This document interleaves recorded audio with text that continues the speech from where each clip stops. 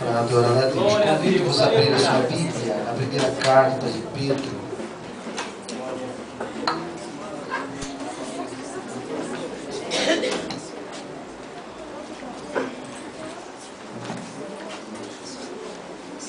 Aleluia.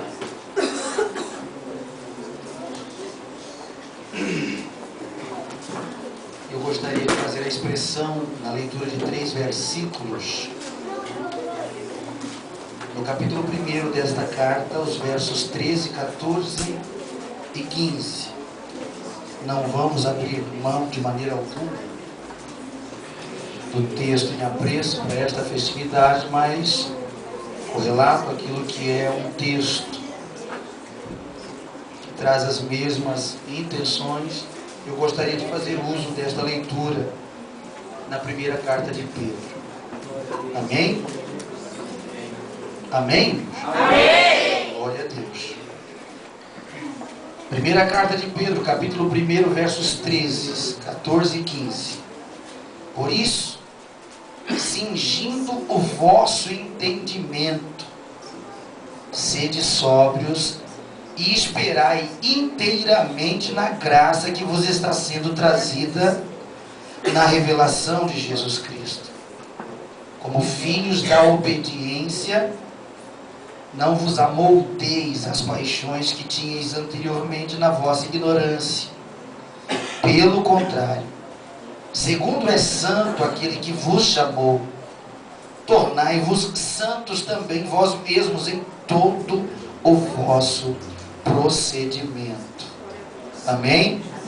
Agora volte lá em Romanos, no capítulo 12, vamos fazer a leitura do verso 1.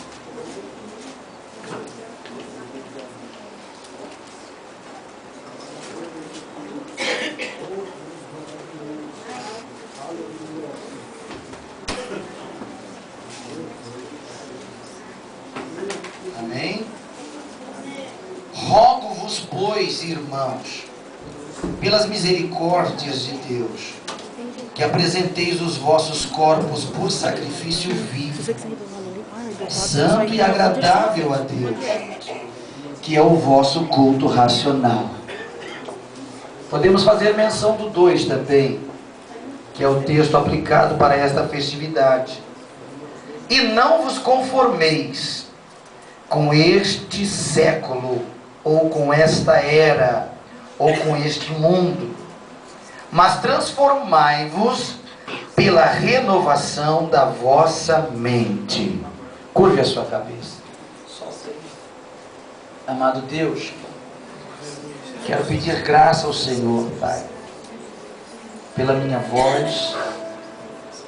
Quero pedir graça ao Senhor pelo meu estado físico. Que o Senhor nos dê graça nesta noite para falar. E que nós em tudo, Pai, possamos ser instruídos pelo Espírito Santo no abrir da nossa boca, para que o Senhor fale a cada coração nesta noite. É por esta razão que eu somo as minhas palavras de oração ao que o Teu Filho, Senhor, que me antecedeu, aleluia, elevou junto à igreja perante Ti.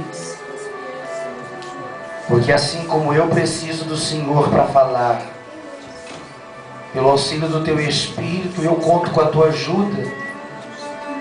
Eu peço ao Teu mesmo Espírito, Pai, que auxilie os meus irmãos ao ouvir. Porque precisamos até para ouvir de ajuda da Tua parte. Que toda palavra dita, falada, Senhor, saia do trono da graça para os nossos corações, a fim de fazer, Senhor, aprazido a tudo quanto o Senhor tem como um projeto para este culto, que nesta reunião nós ofertamos a Ti nesta noite. É a nossa petição em oração, certo e convicto, Pai, de grandes obras que o Senhor já fez, mas que coisas maiores o Senhor ainda fará. Em o nome de Jesus nós Te pedimos. Amém. Podem-vos assentar, amados? Eu estou aqui pensando com os meus botões, porque eu julguei corajosa a vontade desta mocidade, desses jovens, né? Nos trazer de tão longe. Principalmente que eu não sou um pregador. Eu só sou um pastor. E como um pastor, eu não tenho a alegoria de um pregador. Nem tenho a unção de um tal. Não consigo trazer uma mala, né? Um guarda-roupa. Começar a desfigurar o talento de um pregador. Ainda que eu ache bonito e creio que Deus tem instituído e constituído homens para isso. Eu só tenho um pensamento, que como pastor, é Deus que fala. É o poder dele que cura, que liberta, que transforma. É Ele que batiza com o Espírito Santo. É Ele que já encheu o coração de alguns de emoção aqui. É Ele que já fez você sentir que foi Ele que veio. E por tua causa Ele já entrou nesta casa. Uma casa que não nos oferece até nem tanto conforto a quantas pessoas de pé lá fora. Que é tão pequenininha. Eu acho interessante que Jesus, por causa das almas, Ele vai em qualquer lugar. Debaixo da ponte, nos becos, nos valados, na sarjeta, até dentro dos presídios, nos manicômios, nos hospitais, aonde tiver a alma sedenta dele, Ele vai. Aleluia! Se olhássemos para a estrutura com um conceito de homem e o ser humano que somos, desmerecíamos este lugar, mas Jesus veio aqui. E eu já senti Ele neste lugar. Só quem sentiu, levante a mão. Levante a mão e adore por um instante. Vou te dar 30 segundos para você oferecer a melhor adoração. 30 segundos, porque você precisa ouvir a palavra. E se você ainda não adorou de verdade, faça isso agora, porque Deus quer falar contigo.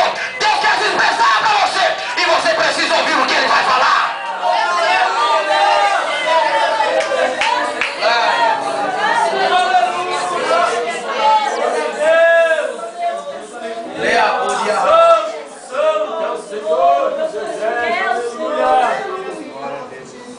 Mas com a coragem deles nós vamos pregar. Estou feliz por ver a Valéria aqui. Tu entrou no meu coração de um jeito que tu nem imagina. O Lopes. Vai passar o vento, Lopes. Deus já vai pôr nas tuas mãos algo diferente para você glorificar o nome do Senhor de uma forma especial. Deus que sabe o que faz nos uniu nesta noite aqui. E não foi sem propósito. Aliás, Deus nunca vai por acaso em lugar nenhum. Até quando Ele vai para morrer, Ele vai fazer alguma coisa. Porque Ele disse para os discípulos: olha, muito desejei eu ceiar convosco. Você não sabe o que Jesus fez naquela hora. Em que Ele sabia que na mesma noite Ele seria julgado na sua calada. Pelos homens que deveriam entendê-lo, compreendê-lo e entender que Deus ainda tinha uma Siloé para revelar aos homens que eles não quiseram nos dias de Jeremias. E Jesus fez um milagre naquela hora em que Ele disse: olha, muito desejei eu partilhar deste momento, ceiar com vocês. Porque Ele conseguiu pegar um Mateus que era coletor de impostos colocar do lado de um Pedro, que por aquilo que eram as ações de Mateus era afrontado, por aquilo que era manifestação de um ofício, num contexto sistemático, aleluia, ele era subtraído daquilo que fosse a sua possibilidade por causa dos impostos que Mateus coletava. E o poder de Jesus fez eles se assentarem lado a lado. A gente costuma falar do filho da viúva de Naim que ressuscitou. A gente costuma falar, aleluia, daquele fator trágico que envolveu duas irmãs em Betânia com o seu irmão. E Jesus há 4 dias disse: olha, sai daí, Lázaro, vem para a vida. E tem pequenos detalhes na história de Jesus que você nunca parou para observar. Um Pedro que não simplesmente trazia consigo uma espada, mas uma faca na sua cintura, que tinha ódio de coletores de impostos, porque Pedro na ocasião ainda não era convertido. O Jesus que disse, aleluia, olha, muito desejei ceiar esta Páscoa convosco, ainda estava naquilo que pudesse ser natureza humana. Alguns dias depois se encontrou com o mesmo Pedro, lá nas margens de Genezaré. para dizer para Pedro: ó Pedro, no dia que tu te converteres, rapaz, o dia que você se converter, Pedro, isso indica que aquele instante assentado na mesa, Pedro ainda não era convertido. Era fácil para Pedro realizar uma atitude de ser humano e pegar Mateus e degolar Mateus. Mas tinha um líquido precioso que descia, aleluia, na presença dos discípulos, que eles não enxergaram. Jesus estava dizendo: olha, se você comer do meu corpo, participar do meu sangue, vocês terão comunhão comigo. E a comunhão, aleluia, ela não torna distinto o ser que participa dela. Você está sentado aqui, não tem preto, não tem branco, não tem gordo, não tem qualquer um que seja distinto, que não possa receber Jesus, que não possa sentar na presença de Jesus e sentir a presença dele nessa casa.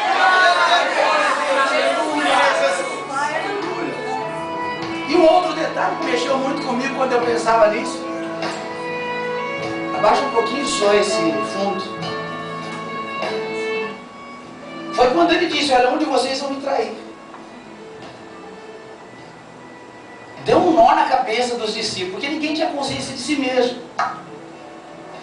E se eu começar a mexer aqui em pauzinhos daquilo que é o nosso conceito, e pedir ao Espírito Santo que nos sonde, a sondagem do Espírito Santo é diferente daquilo que a gente pode assistir aí no mundo tecnológico da medicina, nas ramificações da ciência, que consegue com a biologia, que consegue com aquilo que pudesse ser a psicologia, analisar os conceitos da alma dos homens, por uma concepção, aleluia, daquilo que pudesse ser as suas realizações. O homem consegue declarar quem ele é, até a criança dá fatos de quem ele seja. Porque foi o próprio Deus, no capítulo 22, verso 12 de Provérbios, que disse: olha, até a criança se dá a conhecer. Posso estar equivocado na referência, mas acredito que é essa. Pelas suas obras, pelos seus atos. Então a psicologia, a parapsicologia, com seus efeitos conclusivos, eles podem trazer um diagnóstico sobre a alma do homem. Se fôssemos analisar o perfil de sentimentos que envolve esta alma, que realiza no corpo as suas funções, você ia ver aí um ecocardiograma, não é? Que consegue analisar as micropartículas que percorrem os nossos vasos, as nossas veias, e levam as informações para as extremidades do corpo, para a gente reagir com o que já passou pela mente na pequena circulação. E eles conseguem, aleluia, dar uma análise e trazer aquilo que é um diagnóstico preciso e declarar, aleluia, com profundidade o que pode acontecer dentro de um corpo humano. Mas eles não vão na divisa da alma e do espírito, aonde só Deus pode chegar, aonde só Jesus pode sondar você, o que Ele chamou. Por essa razão, quando Deus, aleluia, perguntou na pessoa de Jesus para eles: olha, onde vocês vão me trair? Logo começaram a questionar a si mesmo, porque nisso eles tinham dúvidas: será que sou eu? E o mais corajoso teve coragem de perguntar assim: o Senhor sou eu? Será que sou eu, Jesus, que vou te trair? E Deus já sabia, na pessoa de Jesus, quem o trairia. É aí que estão os valores daquilo que é a sondagem de Deus. Momentos muito anteriores a esses, eu vi Deus, aleluia, ouvir da boca do salmista o que ele já analisou no seu pensamento. Porque ele disse assim: olha, Senhor, tu me sondas e tu me conheces. Naquela ocasião não havia ecocardiograma, não havia eletroencefalograma, não havia aquilo que pudesse ser o contexto de imagens que se pode, aleluia, através de uma câmera hiperbárica, sondar. Mas ele já conseguiu definir a possibilidade divina de entrar dentro dele. E o que é pior, ele deu uma revelação que nós pouco nos importamos para procurar observar o que nós realizamos com o corpo, o que o nosso interior já concebeu. E ele diz bem assim: Senhor, olha, tu me cercas em voltas e tu também me conheces. Ele estava dizendo assim: olha, o que o meu corpo faz nas suas reações para aquilo que já envolveu a minha alma, ainda antes que ele praticasse, o Senhor já sabia. Então Deus te conhece aqui assentado. Glória a Deus. Aleluia. Deus sabe quem é você. Deus sabe como é que foi o teu dia, como é que foi a tua semana, o teu mês. Deus, aleluia. E talvez enquanto eu estou falando, olha, o Espírito Santo ele vai passando em revista. E já tem alguém aqui que está pensando, meu Deus, o que foi que eu fiz? Por que o A ou B já sentiu a presença e eu ainda estou aqui vazio? Por que a fulana já chorou, Senhor, e eu estou aqui seco, apático? Porque é Deus que A ou B já falou em mistério, eu sou batizado com o Espírito Santo, mas ainda não vieram as línguas estranhas na minha boca. O meu Deus nesta noite está aqui para dizer para você que pode ser que até aqui você não conseguiu, mas nesta noite Ele vai te abrir uma porta de possibilidade. Não tem mundo com as suas iguarias que vai impedir Deus de ser glorificado em você, que vai impedir Deus de ser adorado pela tua vida. Você está aqui porque você é especial para Deus e Ele veio por tua causa para dizer que é possível para você.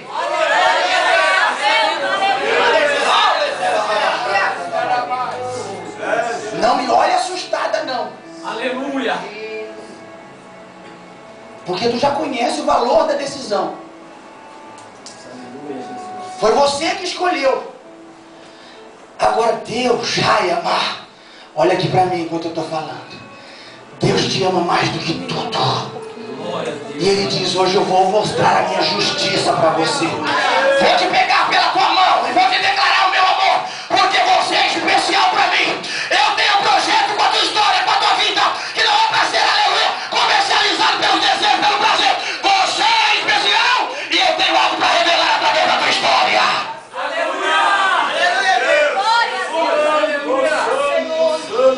Agora, por que Deus falaria de renovação? E eu achei interessante que já tem uns dias que eu venho pregando sobre algo dessa natureza. Faz 21 anos aproximadamente que Deus me deu um ministério. Que eu já apanhei por causa desse ministério. O que eu já sofri, mas não consigo ser diferente. Um ministério intitulando-se Uma Voz para essa Geração. Eu fui querer entender o que é ser a geração de Deus. Porque toda geração tem um princípio. E eu encontrei no próprio capítulo 2, aleluia, da primeira carta de Pedro, o que foi que Deus disse a respeito disso.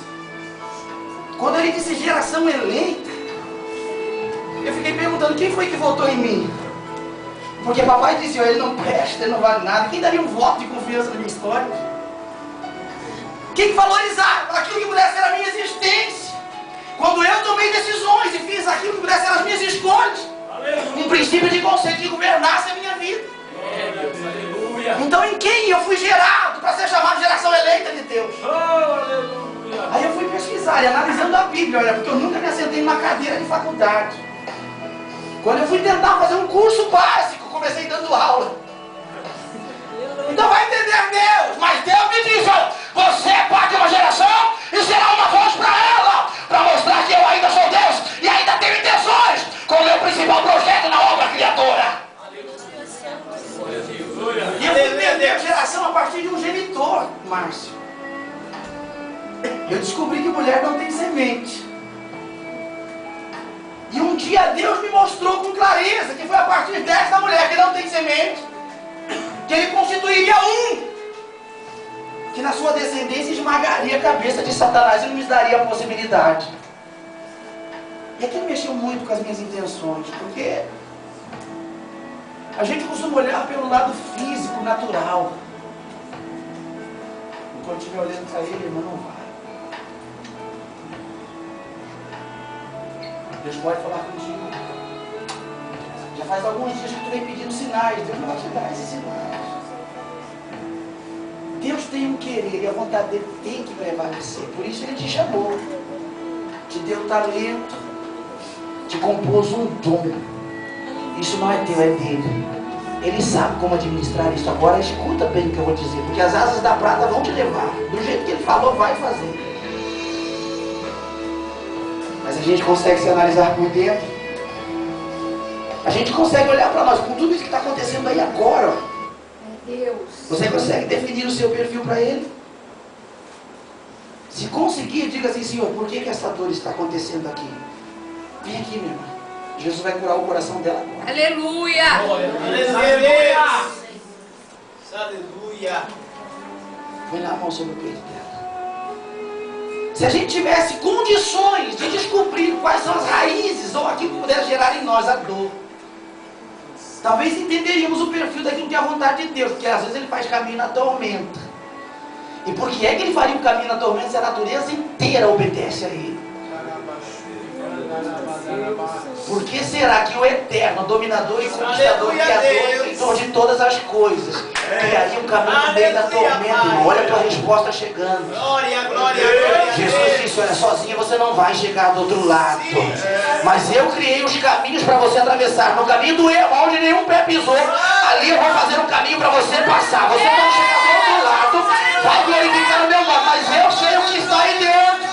Eu te conheço de uma forma que tu nem sabes. Tu não sabes sequer de onde vem a origem dessa tristeza. Mas eu provoco sentimentos para te atrair para mim. Porque sem eles você não viria. Todavia, eu estou contigo e te fiz uma promessa que só eu tenho um sim para revelar o dia. Olha que Deus vai fazer chegar paz aí. Sobre esta mão que está no teu peito, vai descer uma unção agora para Deus reavivar você naquilo que são as promessas que Ele tem feito para a tua história. Recebe.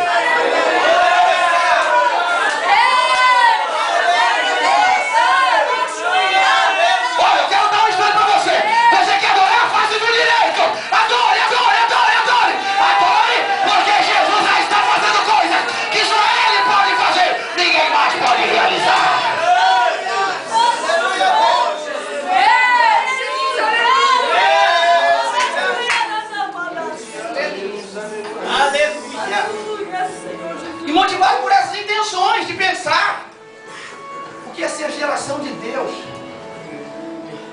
eu fui entender que Deus foi quem disse lá no capítulo 3, verso 15 de Gênesis, que Ele faria da descendência da mulher uma mulher que não tem semente. Como poderia gerar só? Como poderia fazer, aleluia, que pudesse ter um argumento que trouxesse para o seu ventre a possibilidade de desenvolvimento embrionário? Aleluia. Sozinho. E eu fui olhar todo o contexto da vida de Maria, porque uma das expressões mais lindas que está em Lucas no capítulo 2 foi o que Gabriel disse: olha, bendita és tu. O que é ser bendito? Aqui eu vou começar a entrar no seio da mensagem que o Senhor colocou no meu coração. Porque nós somos gerados e criados em Deus para um propósito que é dele. E não está atrelado às nossas vontades, ao nosso querer, aos nossos desejos, nem à nossa concupiscência. Não está dentro daquilo que é um perfil de decisões que eu posso realizar, entendendo que sendo isto, Deus vai ser glorificado na minha história. E Maria trouxe um perfil, porque Gabriel jamais mentiria para ela em dizer: olha, tu és bendita. Porque ela nasceu simplesmente porque o Criador tinha a intenção de vir habitar entre nós. Foram 4.127 anos que separou Adão de Jesus no contexto dessa existência. Algumas pessoas tentam equivocadamente dizer que Jesus estava naquilo que fosse a mão estendida, no anjo do Senhor, que disse para Manoel: eu sou maravilhoso, que disse para Gideão: tu és valoroso, que disse para Samuel: sou eu que falo contigo. Não, Jesus não existia. Jesus veio existir 4.127 anos aproximadamente, como uma possibilidade para os homens que eles não tinham.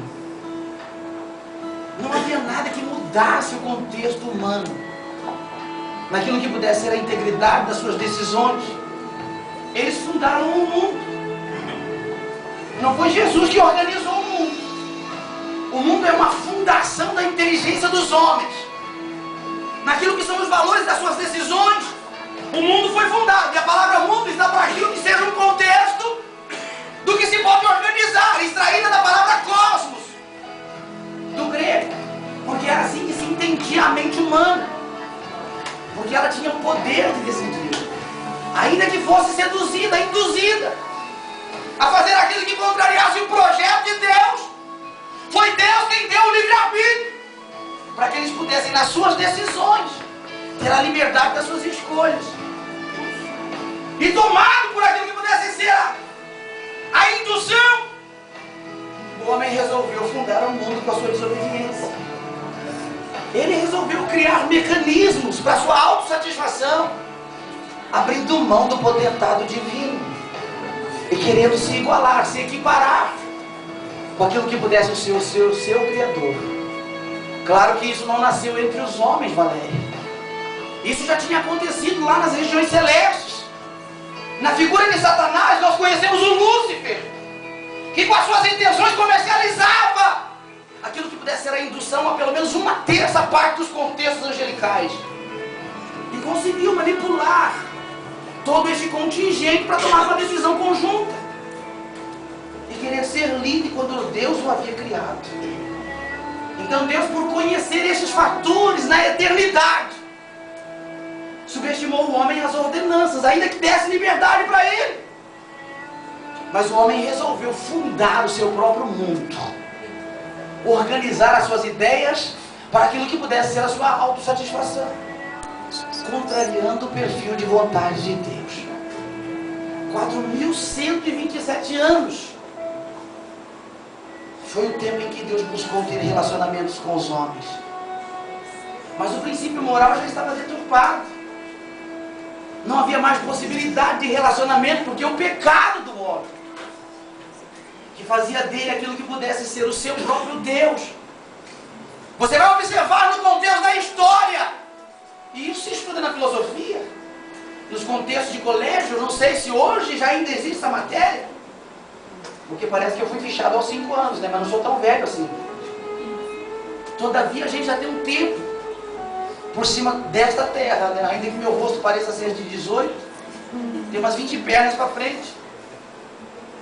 Mas era nesta ideia de contexto, para aquilo que fosse uma expressão de vida, que Deus buscava ser glorificado na vida dos homens. Mas o valor da escolha humana desviou os projetos de Deus para aquilo que fosse a sua glória no contexto da principal obra da criação. E para observar o que Pedro estava dizendo, claro que Pedro tinha a junção daquilo que fossem os valores do Evangelho com a ideia, aleluia, da historicidade nesses relacionamentos entre Deus e os homens. Porque ele chamou de velho um contexto de ideias que manipulou a vida dos homens por todo este tempo. Não foi sem razão que Jesus precisou expressar no capítulo 14 de João. Porque o judaizante, aquele que praticava o judaísmo, meu Deus, tinha consciência plena do que fossem as ações dos homens, mas também entendiam e conheciam os valores daquilo que pudessem ser as ações de um Deus, ao ponto de determinar Deus para aquilo que fossem as suas necessidades, e davam um nome a este Deus. Se precisassem de paz, ele era chamado de Javé, o Shalom. Se precisassem de uma bandeira, eles chamavam de Javé aquilo que era o seu Nissi. Aleluia. Se eles precisassem de sustento, provisão, eles chamavam Jeová, o Javé para os judeus, de Jeová Jireh, porque aquilo que eram as suas necessidades, o seu Criador propunha em satisfazê-los. Mas os mesmos judaizantes praticavam atos naquilo que pudesse ser as suas escolhas, os seus valores, que não revelavam nem gratidão.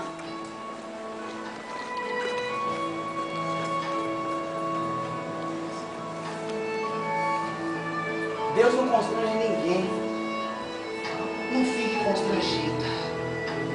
Ele só não quer que você seja mais explorada. Ele não quer que ninguém brinque com os seus sentimentos, com os seus desejos. Ele não quer que ninguém usurpe da tua liberdade. Não deixe essa confusão dominar a tua cabeça. Jesus está dizendo: olha, eu estou falando contigo porque a sepultura já estava aberta e a lápide já trazia o teu nome. E eu estou te dizendo: olha, eu estou pondo uma porta de vida aberta na tua frente. Passa por ela e vai viver a minha história. E você vai encontrar com a felicidade que está buscando lá.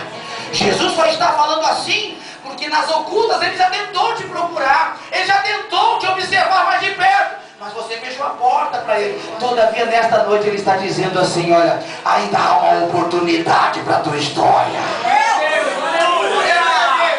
Aleluia, Jesus. Você consegue analisar nos contextos bíblicos. E não precisa ser PhD em teologia. Não precisa ser um dom de hermenêutica expressivo no contexto dos homens para entender a palavra. Ela foi escrita na tua língua para você saber que Deus tinha uma vontade e a vontade dele envolver você nessa existência para que ele pudesse ser glorificado no meio dos homens.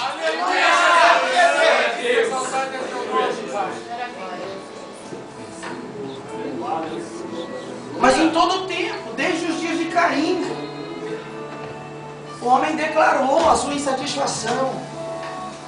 Eu não vou dizer que Adão e Eva, porque a inteligência deles nos tempos do Éden era de 100%. E ignoraram aquilo que pudesse ser visto.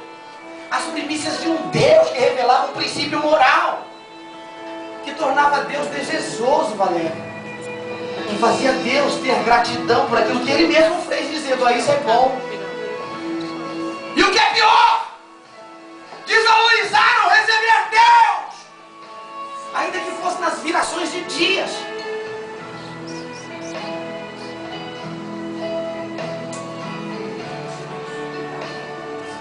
Quer receber? Quer receber? Amém. Recebe aí.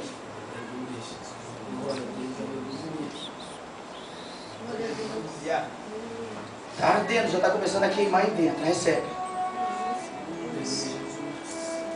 Não sou eu que faço isso, minha filha. Recebe. Abraça ela aí, irmã. Aleluia. Glória a Deus. Aleluia. Aleluia. Glória, glória ao teu nome, Senhor. Oh Deus, que maravilha.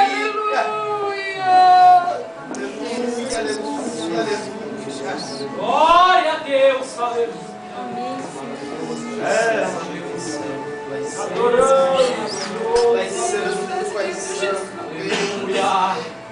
Vai santo. Que era para eles receber a presença do Eterno. Tem horas que a gente sente só a presença daquilo que fosse a glória dele aqui.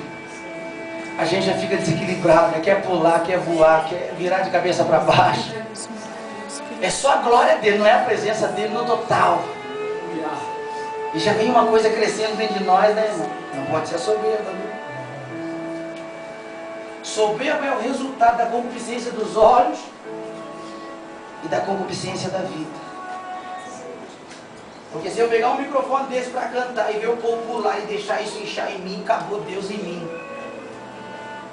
Acabou Deus na minha história. O povo vai receber porque a glória é de Deus, mas e eu?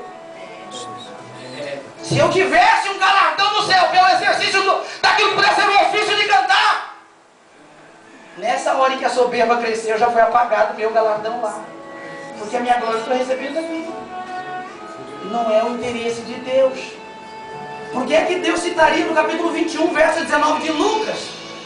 Olha, na vossa perseverança, que vocês vão ganhar a alma.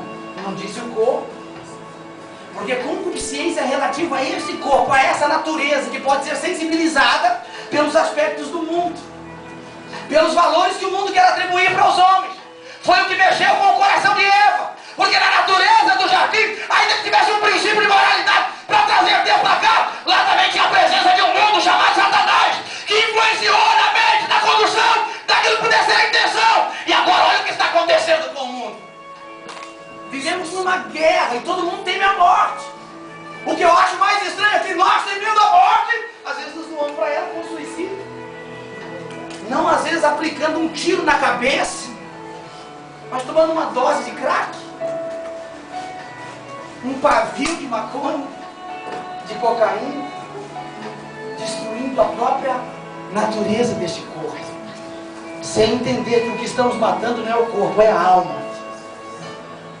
Porque nos prazeres que este mundo atribui para nós, naquilo que é a concepção de ideias que nós formamos, entendendo ser este, aleluia, que vai ser a satisfação para nós, Diz Tiago, olha, Deus não tenta ninguém.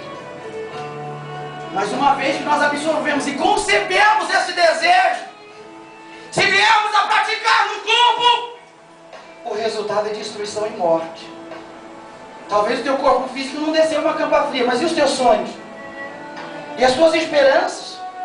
E o que um dia iluminou a tua mente? Vamos fazer um trabalho aqui, porque diz Deus, nesta noite vai renovar a nossa mente, sim ou não? Glória a Deus. A mente está dividida em 3 partes. Não sei se já falei isso aqui, já falei? Consciência. Consciência me faz entender o que eu posso estar falando para vocês e vocês estão me ouvindo, sim ou não?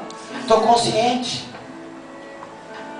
Consciência me faz perceber que dentro daquilo são os detalhes que me envolvem, as circunstâncias podem trazer resultados daquilo que foram as minhas decisões. Consciência. Eu posso encontrar um diagnóstico negativo em mim, baseado na consciência de que os meus atos provocaram isso.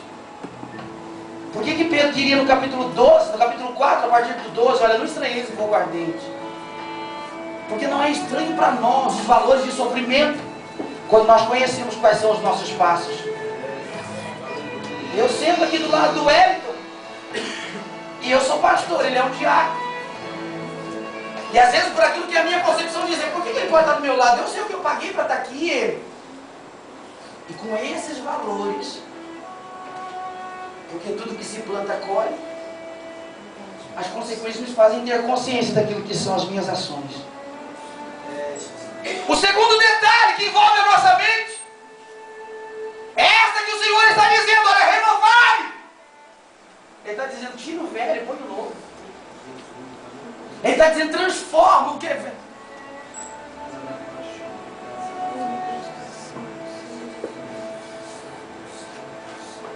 Aleluia. Glória a Deus. Aleluia. Meu Deus. Aleluia. Deus, que poder de Deus. Aleluia. Glória a Deus. Aleluia. Glória a Deus. Transforma. Ele não diz repare, ele diz transforma.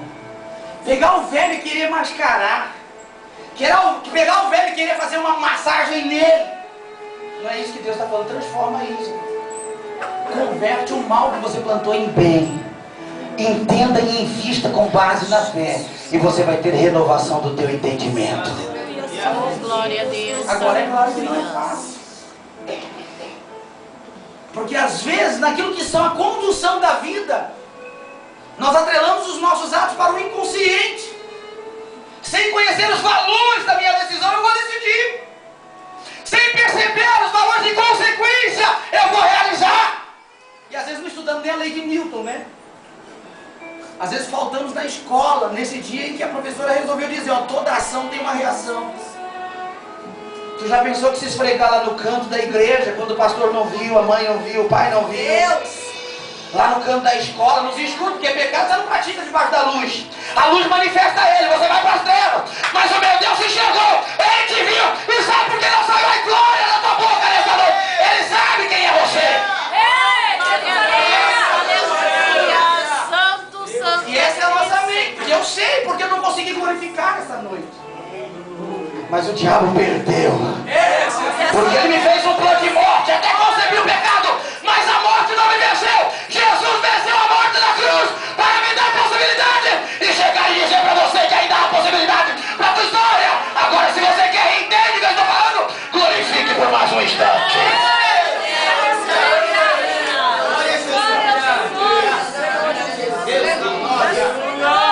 E a carta de Pedro parece ter advertência. Eu vejo Pedro ensinar, e Pedro não era nem convertido quando Deus falou, tu vai cuidar das minhas ovelhas. Mas não é que eu fui parar para analisar o amor que Jesus disse quando diz assim, pai, tu me ama. Pedro estava na mesa no dia que o Senhor perguntou, quem vai me trair? Um de vocês vai me trair. E agora como é que eu vou dizer para Deus, na pessoa de Jesus, olha, eu te amo. Se quando a empregadinha lá da casa, que a gente menospreza, foi o instrumento de Deus para dizer, olha, tu andava com ele, rapaz. Não aconteceu isso contigo lá na escola? Quando alguém viu você se abrasando, se entregando, aquilo que são os efeitos do mundo, não teve alguém para dizer, mas peraí, tu não é crente? Deus.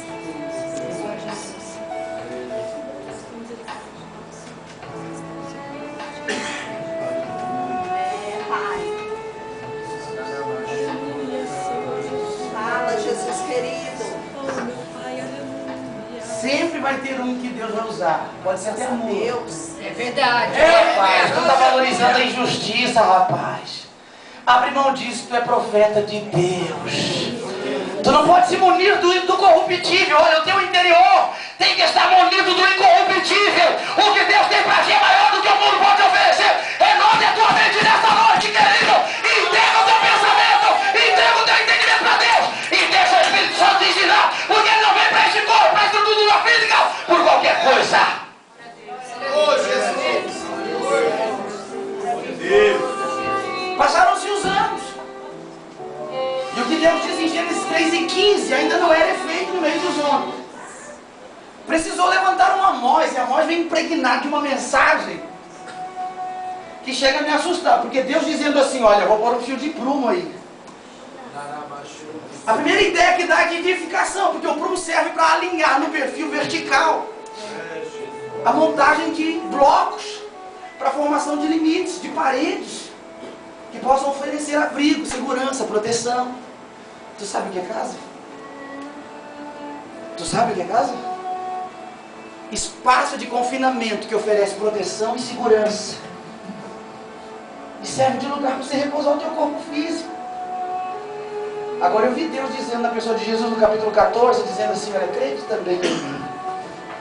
Na casa de meu pai as muitas moradas. Agora, se casa tem esse espaço de limitações, que Deus é esse que vai vir habitar dentro de uma casa? Que Deus é esse que nós servimos, que pode ser confinado na edificação de muros, que com cobertura possa oferecer proteção. E aliás, se o meu Deus é Deus, por que ele precisaria de proteção? Olha, por favor, eu não sou filósofo, eu só penso. E eu quero que você pense também. Porque talvez você esteja como aqueles que estão na embarcação. E de repente, quando tudo vai bem, começa a soprar o vento. Começa a vir as ondas. Começa a vir o inesperado. Porque o filho da desgraça não indica o dia que ele vai vir, ele vem. E você olha para um Jesus dormindo lá na polpa. Mas Jesus não era homem. Jesus não tinha uma natureza. Aleluia. O que fazia ele diferente está na hora de uma nau surrada, pronta, aleluia, para aquilo que é um naufrágio, fazer Jesus dormir. Oh, Deus. Eu quero estar ministrando para o Espírito Santo. Aleluia.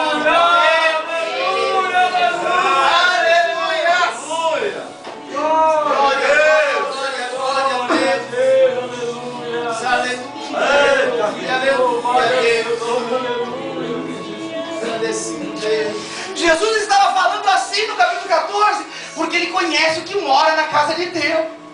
E Deus não habita em casas construídas por mãos de homens.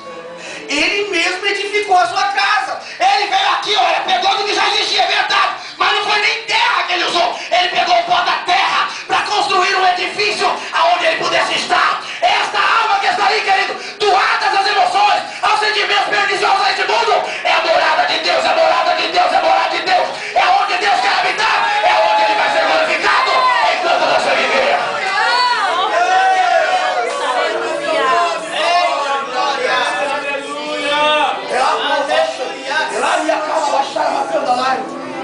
Deus conhece bem os homens, porque quando ele disse, olha, crede também em mim, ele já tinha dito, ó, credes em Deus.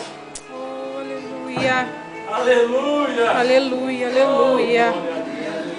Seja dada a ti. Glória, glória, glória, glória, glória. Aleluia, aleluia, aleluia. Glória, glória, glória, glória, glória, glória, glória, glória, glória, glória a Deus. E crer não é uma coisa fácil se não houver renovação. renovação de entendimento. Entendimento significa ter clareza dos conceitos que fizeram nos vir a essa existência. Por que eu vim? Para que eu estou aqui? Porque a gente consegue olhar para a casa que nascemos e dizer, meu Deus, por que eu nasci nessa casa de pobre? Por que eu tenho um pai que não me entende? E às vezes não olhamos para nós, que somos indivíduos. Temos vontade própria, sentimentos próprios. Temos atitudes que são pessoais, só para nós mesmos. E às vezes não olhamos para um Deus que tinha objeções que não tem capeta, não tem diabo, não tem inferno, não tem pastor, não tem pai, não tem mãe, que possa impedir ele de ser glorificado se nós entendermos os seus projetos. Há um ponto de levantar vocês, depois de dizer que a morte faria com que Deus colocasse um fio de prumo e disse, olha, não vou passar no meio deles. Porque eles não me entendem, não me conhecem, não sabem quem eu sou. Se eu passar lá, eles vão morrer tudo, porque o pecado deles tornou eles subjugados à morte. E se eu for lá, olha se Deus vem aqui nesta noite. É verdade, Jesus. Se ele vier, tu vai sair daqui diferente, tu não vai morrer, porque Jesus já morreu na cruz. Agora quando ele diz para vocês, olha, fala para esse povo aí. E fala com atitude, tu vai se casar com uma prostituta, porque assim são eles para mim. Ingratos, e se doam à prostituição, à devoção mundana. Eles que se dedicam àquilo que satisfaz o meu espírito. Já eram 3.260 anos. Depois que Jesus disse para Caim, rapaz, olha, escolhe a porta do bem e anda por ela. Agora, se você escolher o pecado, o mal já na tua porta, rapaz. Ele precisou dizer através de Amós, olha, eu vou passar um fio de prumo. E dizer através de Oséias, olha, o meu povo está sendo destruído porque não tem entendimento. Não conhece nada de mim. E não é que Jesus veio para revelar Deus. Porque foi Isaías que disse, olha, o menino que vai nascer dessa mulher que não tem semente. E que o Gabriel disse, olha, ela é bendita entre as mulheres. Esse vai ser o Emanuel, que em hebraico quer dizer Deus conosco. Não é que nos dias em que ele estava dizendo, olha, credes em Deus. Porque nos 4.127 anos os judeus conheciam dia após dia, do Nisan ao Ogum, nos meses correlatos daquilo que pudesse ser o calendário hebraico.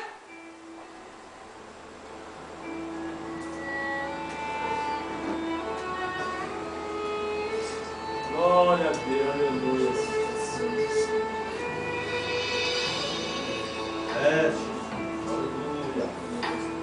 Era para pessoas que Deus estava falando, que tinham total ciência do Deus que eles serviam, ainda que servissem com indulgências, com negligência, com a ignorância deles, que buscassem nas realizações daquilo que fosse Deus, os valores das suas próprias intenções e concupiscências.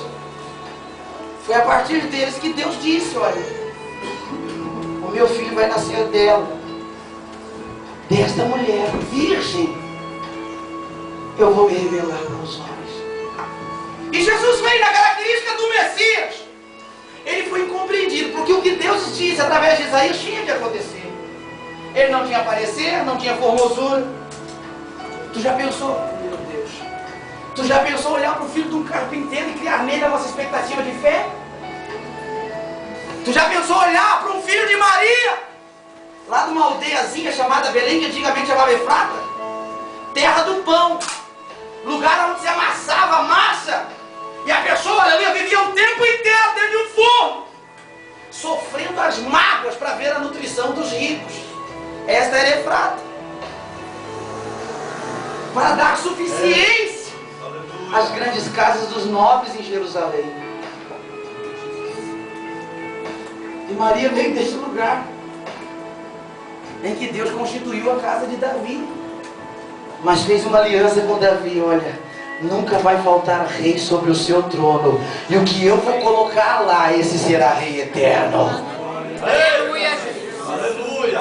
E vieram aquilo que pudesse ser a inundação dos pensamentos na mente, daquilo que pudesse ser os homens que envolveram Jesus, porque ele era só o filho de carpinteiro.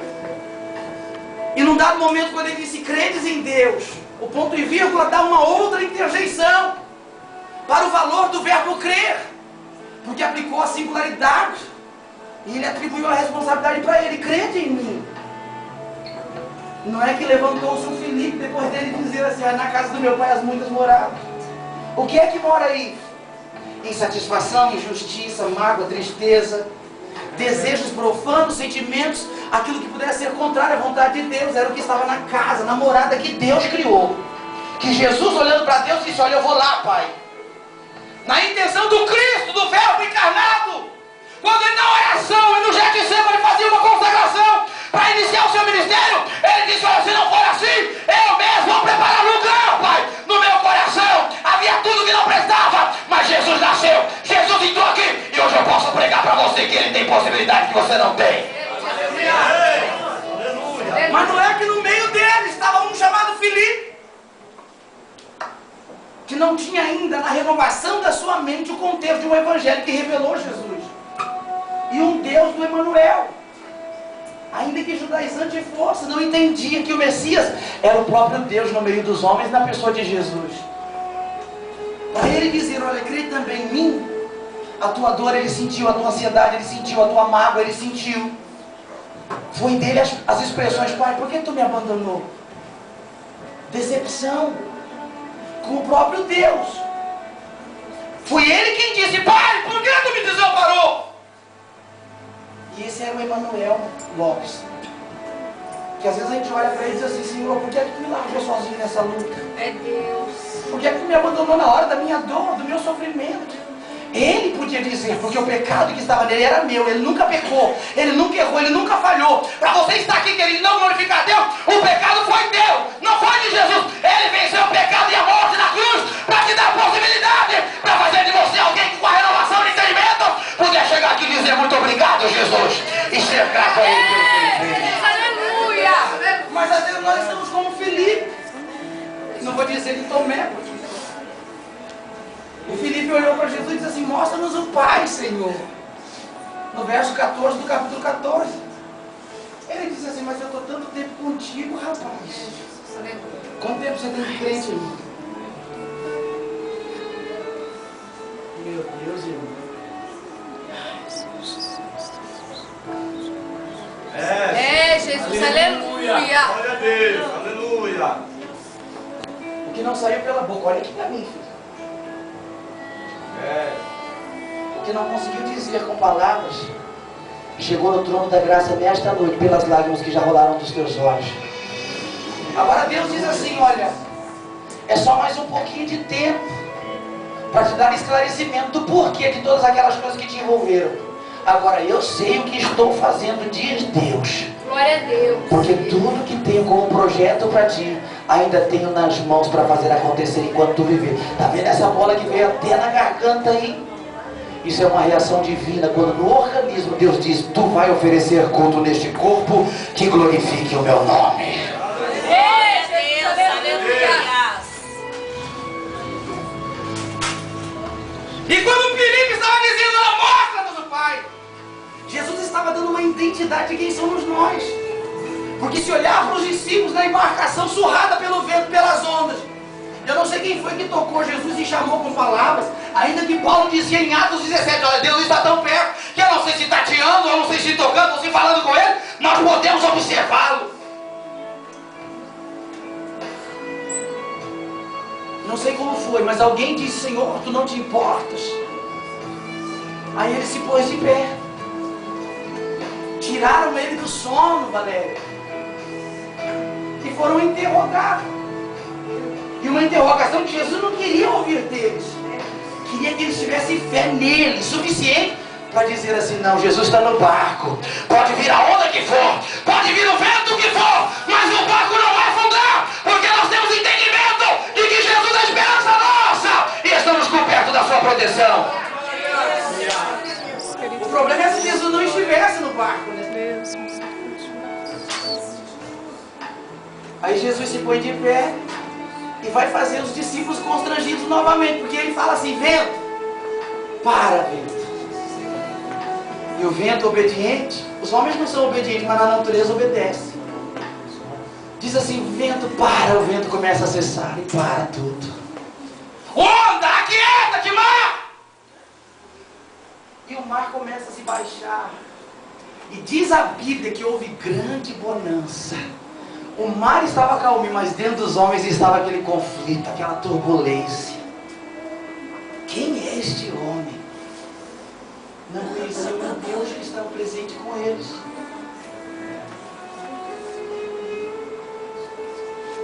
Não conheciam um Deus que nos valores de relação buscava dar o melhor para os homens. Mostravam que eles eram especiais para eles, a um ponto de se revelar em pessoa. É por essa razão que Pedro está dizendo assim: olha, por favor, não se deixe convencer pelo mundo, porque o mundo quer apagar aquilo que é o perfil de um Deus que você pode glorificar. Um Deus que pode nutrir o teu sonho, que pode dar esperança para você. Eu não sei se na feira de escravo, eu não sei se dentro de uma cisterna seca, eu não sei se dentro da casa de Potifar, eu não sei se lá na prisão, mas tem os estágios da vida que precisam ser atravessados para você se sentar no trono. Mas o teu lugar no trono, querido, ninguém vai tomar. O que Deus tem para ti é teu, é teu, é teu, e só você vai poder possuir, ninguém mais. Então não se deixe equivocar. Não se conforme, querido. Porque às vezes nós olhamos para a beleza, para a cultura daquilo que é as nossas objeções e invertemos valores. O exterior fala mais forte do que o interior em nós. Eu vou reagir por aquilo que entra pelos olhos, pelo que chega pelos meus ouvidos, pelo que eu posso atirar, quando na verdade o meu Deus colocou uma alma aqui dentro e disse: olha, o meu espírito não vai contender mais com ela. Mas nos dias de Jesus, ele olhando para aquilo que é os homens, o capítulo 17 de João faz dele alguém que faz uma oração: olha, Pai, eles estão no mundo, mas eles não são do mundo. Protege eles do mundo, guarda eles do mundo, porque eu quero ser um com eles assim como sou contigo. Fica de pé comigo. Glória a Deus, aleluia.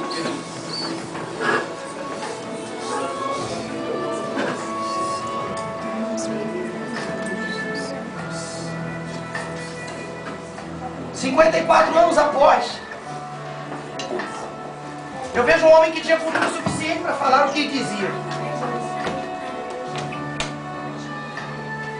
Porque Paulo, além da cultura judaica, alguém questionava a sua cidadania. Dizia: como é que pode esse homem falar desse jeito? Nem judeu ele é. E se fosse romano? Ainda que a sua cidadania romana fosse comprada, ele era israelita de Benjamim. E diz o texto que ele era hebreu dos hebreus, mas com um mundo que influenciava a sua mente, que fazia de alguém que olhasse para ele e dissesse: não, ele não pode ser judeu, está perseguido, está matando todo mundo, está dando cartas para mandar apedrejar Estevão, até encontrar Jesus. Até Jesus dizer: não, tu és para mim vaso escolhido. Porque depois que isto acontece, muda tudo. Vem cá, Bruno. Depois que isto acontece, muda tudo. A renovação de entendimento não dá para ser feita com os anais específicos daquilo que é o nosso entendimento, com base na cultura, nas interjeições que nós mesmos, com a inteligência que já está resumida a pelo menos 7%. 6,9 alguma coisa, diz a ciência, que é o que nós usamos da inteligência que Deus deu. E este era o princípio de semelhança que tínhamos com Deus. Este era o princípio daquilo que pudesse fazer os fatores de relacionamento entre Deus nunca ser quebrados. Inteligência, capacidade de raciocínio, que pode nos fazer ter entendimento. Mas emprestamos eles. Doamos esse espaço que torna Deus um princípio moral comigo, aquilo que pudesse ser as nossas escolhas. Para Paulo estar dizendo: olha, por favor, irmão, rogo-vos pela misericórdia. Tu sabe o que significa misericórdia? Tu consegue me definir com poucas palavras o termo misericórdia? Senão uma tolerância de Deus pelas nossas fraquezas, pelos nossos pecados. Deus me tolerou quando eu era fraco. Eu disse que era, porque agora não sou mais, agora eu sou forte. Glória a Deus. Ele me disse na primeira carta de João 2,14: eu vos escolhi porque tu sois forte, já venci o maligno. Aleluia. E esse mesmo Jesus, nas declarações que revelou a Pedro, que também manifestou através de Paulo sobre o que era renovar o entendimento. Ele estava falando praticidade naquilo que pudesse ser a minha condução de pensamentos. Em dizer assim, olha, pega isso que é um contexto de mundo, de ideias, de informações que você organizou na tua mente, para fazer esse perfil de pessoa que você é. E troca. Põe coisa nova aí, que eu estou te dando. Agora eu queria fazer uma pergunta para você. Tu tem coragem?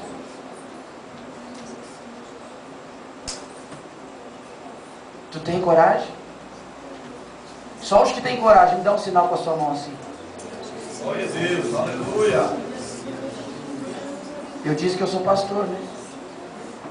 Então, como pastor, eu vou usar o meu ofício sacerdotal. Eu vou interceder a Deus por vocês. Glória a Deus. Quer sair do teu lugar e vir até aqui?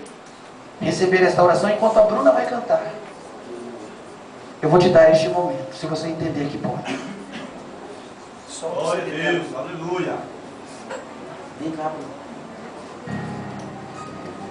Jesus, aleluia.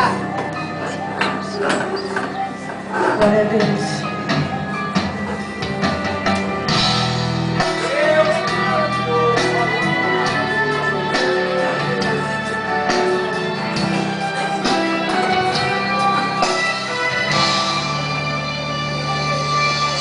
Pra que ficar assim, se você tem o sangue de Jesus?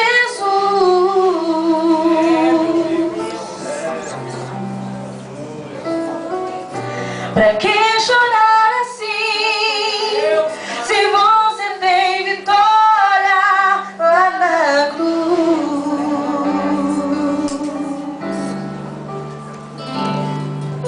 Pra que dizer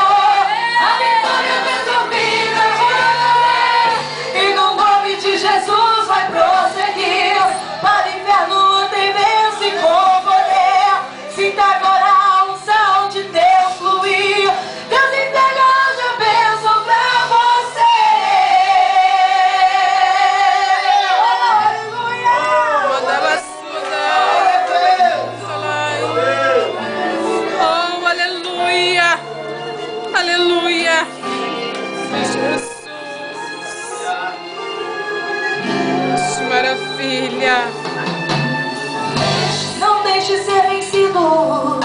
Jesus é o teu abrigo pra viver. Aleluia.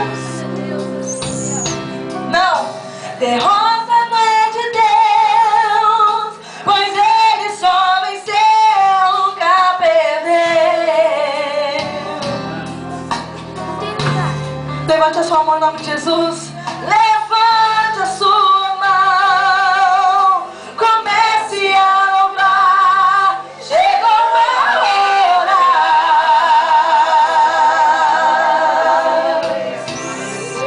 Enquanto vou cantar, Jesus vai te curar, vai ser agora. Só que quer no nome de Jesus, vai correr atrás.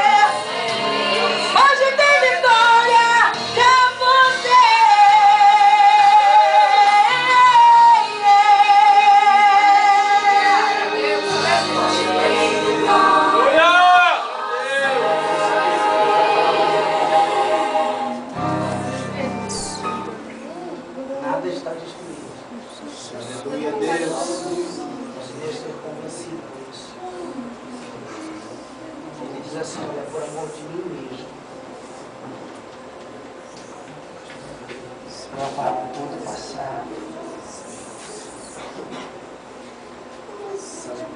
E a tua iniquidade tirada. Poderoso.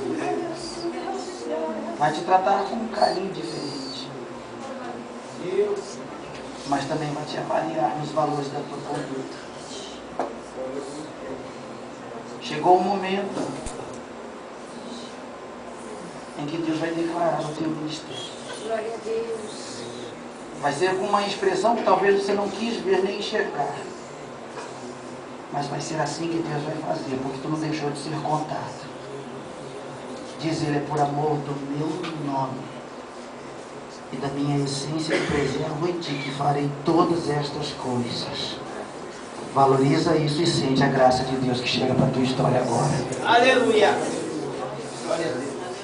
A senhora pode cantar? Aleluia. Eu acho que é complicado.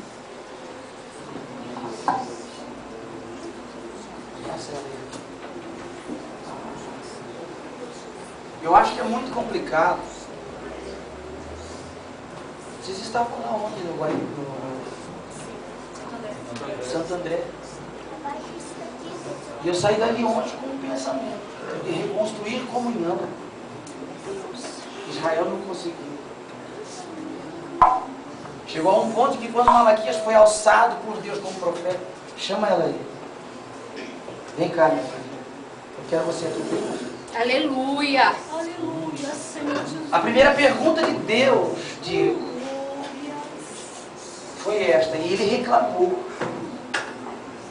dizendo assim, olha, se eu sou o pai, onde é que está a honra de mim? Depois ele perguntou, se eu sou o Senhor, isso indica que os que fizessem dele o Senhor seriam servos. Onde é que está o temor de mim? Existe temor, irmão, quando nós valorizamos os apreços que o mundo interfere com aquilo que é a nossa existência. Existe, Raquel. Temor, se eu disser assim, mundo, olha, eu te aceito desse jeito, que tu vai me satisfazer. Existe. Por que é que Deus falaria de renovação de entendimento? Se eu valorizar o que são os princípios da minha concupiscência. Se eu trazer comigo aquilo que pudesse ser as manifestações do que revelam o que são os meus desejos. E diz Deus, na pessoa de Jesus, olha, por se multiplicar a iniquidade, o amor de quase todos. Isso quer dizer que sobrou alguns ainda que não foram infectados, né? E Jesus me disse que eles estão aqui dentro. Glória a Deus. Glória a Deus. Aleluia. É, Jesus, aleluia. Ai, Deus querido. Cadê eles? Onde é que eles estão? Glória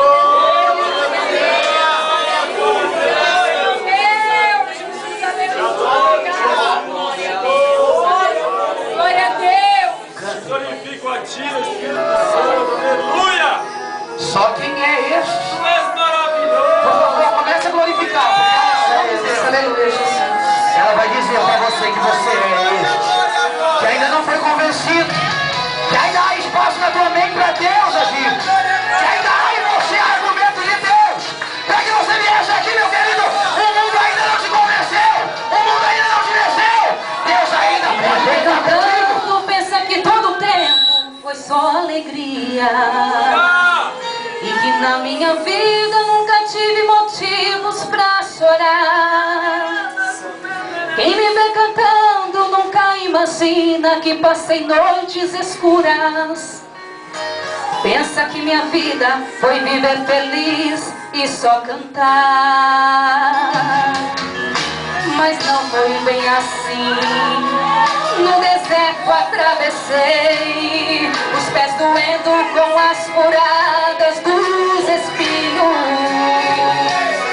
E quantas vezes eu gritei, porque a dor não suportei. Deus, eu vou morrer nesse caminho. Mas quando eu pensava que estava só,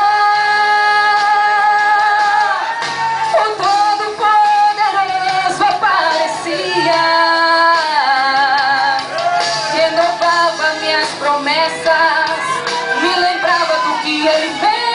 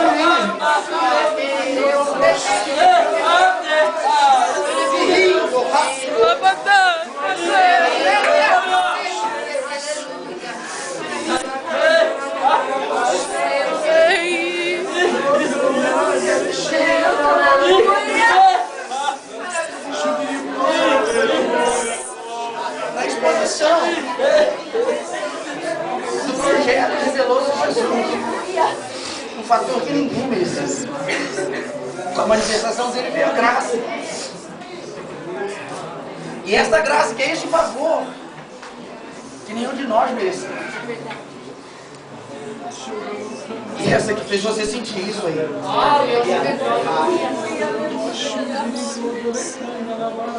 Nos recomenda ser como filhos. Os que pudessem ser gerados. Porque filho é uma descendência de um genitor. Eu entendi coisas que eu disse bem de testemunho. Porque de fato ela não tinha semente, mas o Espírito Santo nela gerou a possibilidade. Para aquilo que fosse uma constituição de antigos relacionamentos de 4.127 anos aproximadamente. Nada favorecia os homens. Por isso Deus revelou coisa superior a mim e a você. Para esta última geração. Vai ser difícil, cara. Não vai para casa dizendo, Deus, tu não vai falar comigo. É, Jesus. Tá pensando em parar por quê? Esse eu. Tu acha que lá atrás, da onde tu veio, tem coisa melhor para ti? Vem cá que eu quero orar por você. Santo é o teu nome, Senhor. Aleluia, aleluia. Abraça ela aí.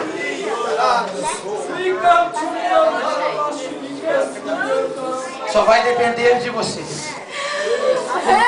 Jesus vai eliminar aquele que está tentando usurpar do teu direito. Se ele não se converter, o Senhor diz que mata. Mas tu não pode mais se doar. Não se entregue, porque tu é especial para Deus. Ninguém te ama mais do que Ele. Ninguém te deseja mais do que Deus. Por isso tu é para você esta vida.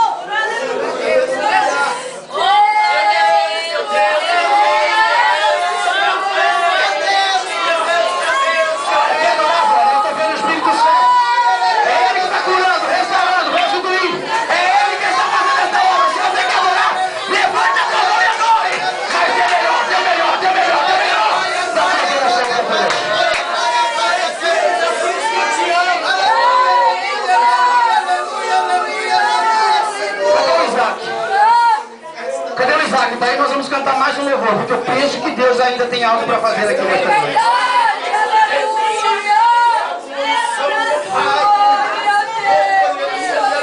Eu queria perguntar se tem alguém que ainda não é crente, que não aceitou a Jesus ainda. Tem alguém aqui nesta noite?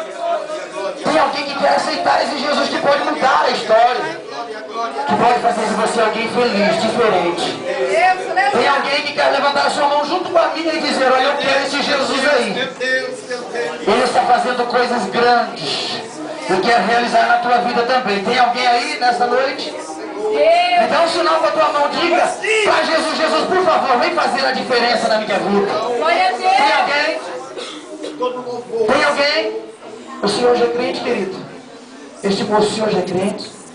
O senhor já é crente? Que bom. Está aceitando a Jesus agora? Vem cá, meu filho, então corra aí. Tem mais alguém que queira aceitar a Jesus? Dizer, Jesus, olha, eu quero viver essa história que o Senhor deu para mim. Aleluia. Meu Deus, aleluia. Esse número 1 da Bruna, filho.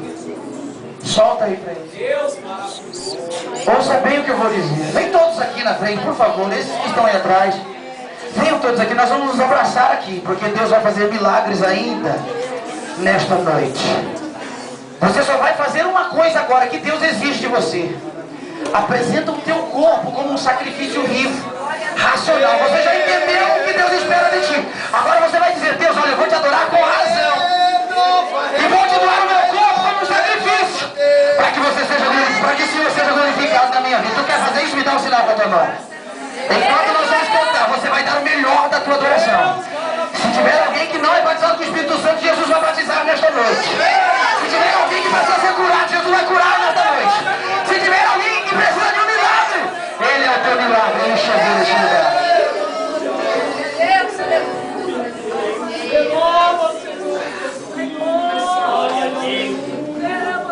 Quando Ele disse que graça revelou Jesus, ou que Jesus revelou a graça, Ele deu uma ordem. dizendo assim, ó: como filhos da obediência, não vos amoldeis às paixões que tinham anteriormente na vossa ignorância.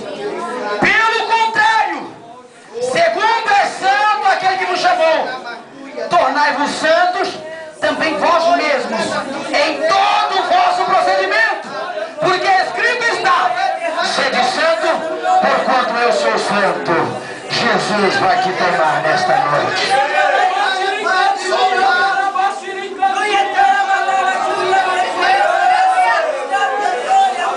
Ele já está sendo santificado aqui. Será que ele pode ser santificado aí? Será que ele pode ser santo aí atrás? Será que ele pode ser santificado aqui na frente?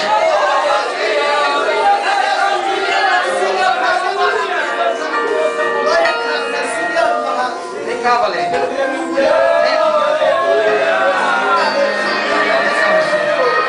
Isso, vem cá.